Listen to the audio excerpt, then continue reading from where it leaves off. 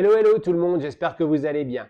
Si comme moi vous aimiez jouer les elfes noirs à Warhammer, Game Workshop a ressorti pour The Whole World des PDF pour les armées Legacy. Malheureusement, ils n'ont pas encore ressorti les figurines, donc il nous faut soit trouver des figurines d'occasion, soit aller vers l'impression 3D.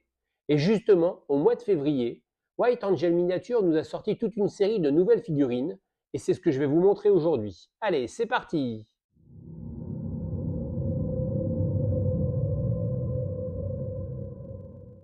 Commençons par 5 nouveaux guerriers ombres. Angel nous a déjà proposé la version avec l'arbalète à répétition, mais cette fois-ci, c'est l'option arme de base additionnelle. On peut utiliser cette unité pour infiltrer les lignes ennemies, pour harceler ou pour abattre les servants des machines de guerre par exemple. Une armée elfe noire ne peut pas partir au combat sans une sorcière. Dans une précédente vidéo, je vous ai déjà présenté la version sur coursier noir. Cette fois-ci, elle monte un Pégase. Angel nous propose deux versions, une avec des ailes de plume, l'autre avec des ailes type chauve-souris, et je trouve ça vraiment génial. Le Pégase noir a un vol 10, 3 attaques, donc une perforante, représentée ici par la corne sur le front. Les nobles elfes noirs, ils peuvent partir au combat sur des sang-froids. Angel sculpte toujours le cavalier sur la monture, même si c'est imprimé en deux parties. Ici, nous avons un despote de Nagaroth sur sa bête terrifiante. Le sang-froid donne plus d'endurance à son cavalier. J'aime vraiment beaucoup cette figurine de noble sur sang-froid. Il me fait penser à Marcus Darkblade.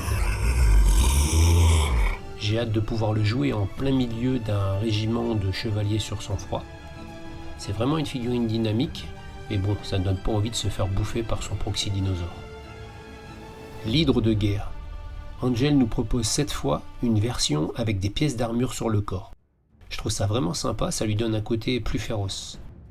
Et en plus, si on veut pouvoir jouer plusieurs hydres dans la même armée, on a le choix de figurines différentes.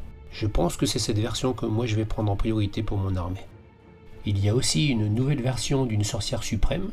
Je suis un peu moins fan de ce modèle, même si la sculpture est jolie, je trouve la pose un peu trop statique. Cette figurine peut aussi représenter une matriarche, c'est une sorcière initiée au mystère du culte de Ken. La sorcière suprême peut monter le fameux dragon noir. Il apporte à sa cavalière plus 3 d'endurance et plus 6 PV, ce qui fait que la sorcière va monter à 9 PV, c'est vraiment énorme. Cette figurine est vraiment superbe, on pourrait presque entendre le cri du dragon. La seule monture que peut avoir une matriarche, c'est un chaudron de sang. Angel nous propose une version bien à lui, avec un géant qui, enchaîné, peut déplacer le chaudron. Je trouve cela très fluff, puisque dans Whole World, on ne peut plus mettre le chaudron au milieu d'une unité. Donc on peut se demander comment il se déplace. Bien, il se déplace grâce au géant. On retrouve aussi deux superbes furies qui vont amener chacune une attaque. Et là, une matriarche, je la trouve vraiment superbe, avec une coupe de sang à la main, j'adore.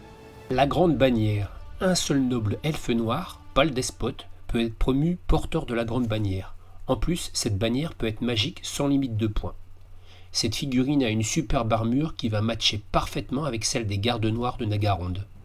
N'oubliez pas la restriction, c'est une unité de garde noire par noble, donc ça tombe bien, on pourra venir y mettre ce noble à l'intérieur. On continue avec une de mes unités préférées, les exécuteurs de Arganet.